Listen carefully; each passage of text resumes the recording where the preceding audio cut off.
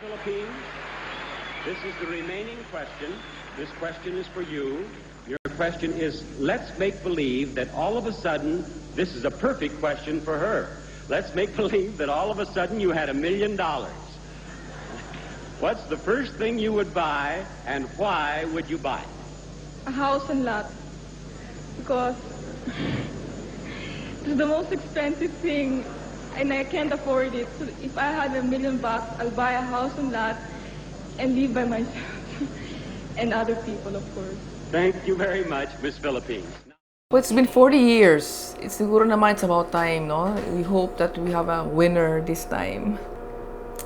Well, I was very young. I was 19, but at 19, I felt that I was well prepared to join it because I was a model, I was a performer, I was a dancer, and just like Janine now is a dancer and a performer.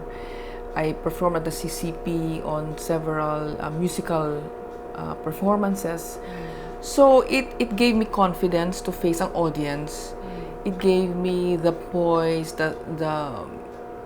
I learned how to project myself and capture the stage, just like what they say, you capture the audience by, by filling up the stage with your presence. So I learned that, and I think that really helped me because during those times, it was, we didn't have social media, there were no cell phones, there was just really no online voting. Nothing, no online voting. It's 40 years ago, and you were in an ancient city called Greece, Athens, Greece. So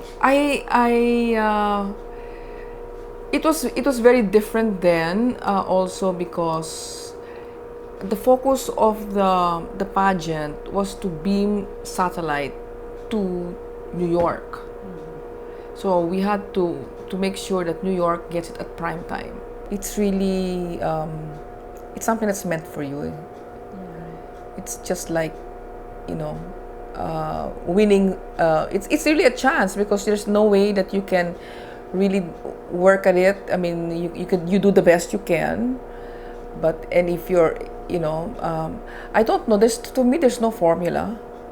There's no formula. It just happens by chance. Let me give you an example. I only read this a year after the pageant, when one of the escorts wrote a book. She was Puerto Rican, and she wrote a book about the different candidates that she was watching. And one of them the last one was me, because she ended her book with me, that during the judging, one of the judges was El Cordobés, who was a very famous then bullfighter of Spain. He was a judge. He couldn't speak a word of English.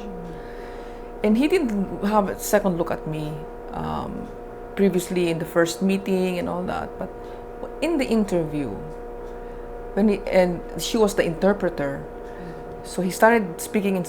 He asked the question in Spanish to the interpreter for me to answer in English. But I spoke to him in Spanish. So, it just so happened that he's there, and he was a Spaniard and I could speak Spanish because there was a French judge and I couldn't speak French. So of course he was impressed, right?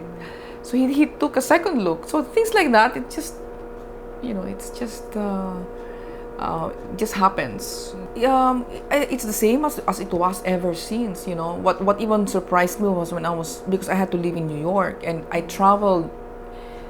Part of my contracts, I had to travel and promote something in different parts of the United States. And the beauty queen, it's just really a stepping stone, I think, to be a beauty queen. People use it as a stepping stone for something bigger, because it gives you, if you win, but even if you don't win, because you meet a lot of people, if you're intelligent, you can network. You will meet the right people. It will open doors for you, like it did to me up to this day. People know me, so it's the introduction. The introduction portion is easier, but you have to work at it. It's not something that comes automatically. You have to earn your credibility as well. Whether you're an actress, whether you're an NGO worker, whether you're an artist, You have to work at your credibility so that the doors will open for you. She has to, to be a good reader. Read current events, because you will be at ease when the question is asked of you. You'll feel confident you can answer something because you won't know the question till the end, till that moment. So if you're confident that you know what's going on around the world, it will give you a little confidence it will give you a lot of confidence to answer the questions correctly, because you'll be under stress. So that's the test, that you will answer the question completely under stress. Janine, I just wish you the best of luck, and just take advantage of where you're going to be in Las Vegas, and make friends among the pageants. But what is the most important there is that you are representing the Philippines, and be proud of that, win or lose.